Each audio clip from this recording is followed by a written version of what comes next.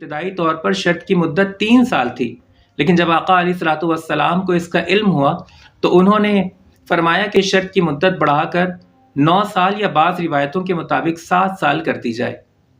حضرت صدیق اکبر نے حکم کی تعمیل کی اور ابی بن خلف بھی اس نئے معاہدے پر راضی ہو گیا۔ السلام علیکم ورحمۃ اللہ وبرکاتہ۔ ایک نئی ویڈیو میں آپ کو خوش آمدید کہتے ہیں۔ دوستو، جن دنوں نبی مکرم مشرکین مکہ کو اللہ کا پیغام پہنچا رہے تھے، اس وقت دنیا کے نقشے پر موجود 2 بڑی طاقتیں روم اور ایران کی حکومتیں قائم تھیں۔ ایران کا تاجدار خسرو جبکہ روم کا فرمانروا ہرقل تھا۔ نبی محترم کی بعثت کے چند سال بعد ہی ان دونوں سلطنتوں میں ایک خونریز جنگ چھڑ گئی۔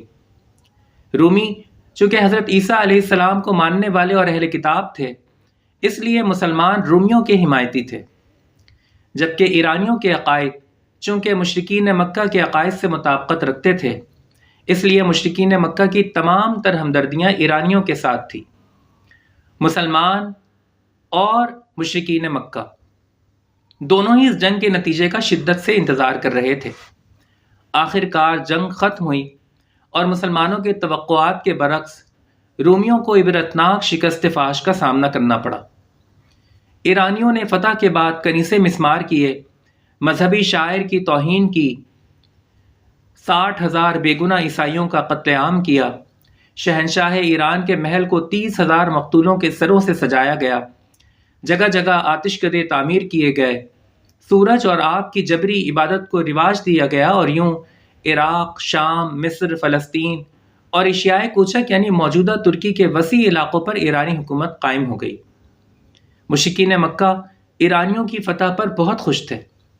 انہوں نے مسلمانوں کو آڑ دلاتے ہوئے کہا کہ جس طرح رومیوں کو ایرانیوں کے مقابلے میں شکست فاش کا سامنا کرنا پڑا ہے، اسی طرح تمہیں بھی ہمارے مقابلے میں شکست ہوگی۔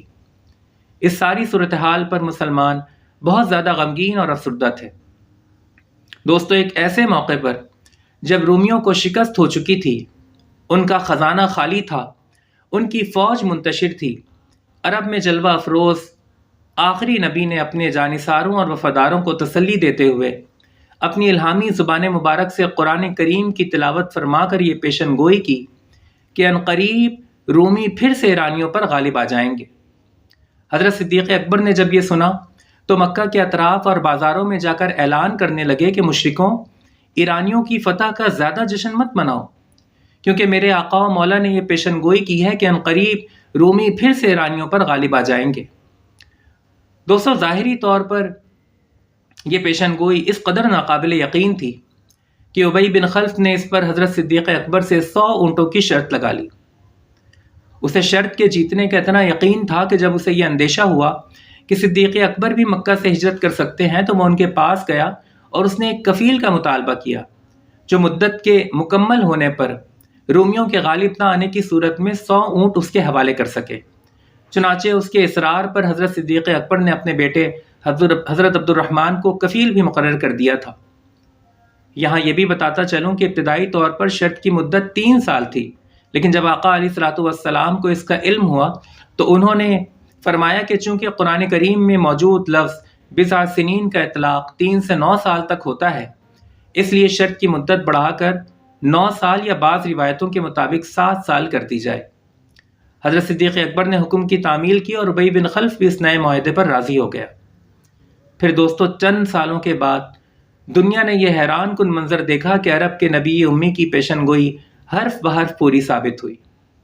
جن دنوں مسلمانوں نے بدر کے میدان میں مشرکین مکہ کو شکست دی، انہی دنوں رومی پھر سے ایرانیوں پر غالب آ گئے، اور یوں رومیوں کے فتح کے ساتھ ہی اسلام کی سچائی، قرآن کریم کی حقانیت اور محمد مصطفیٰ کے رسول برحق ہونے کی نمایاں ترین شہادت کا دنیا نے اپنی آنکھوں سے مشاہدہ کر لیا۔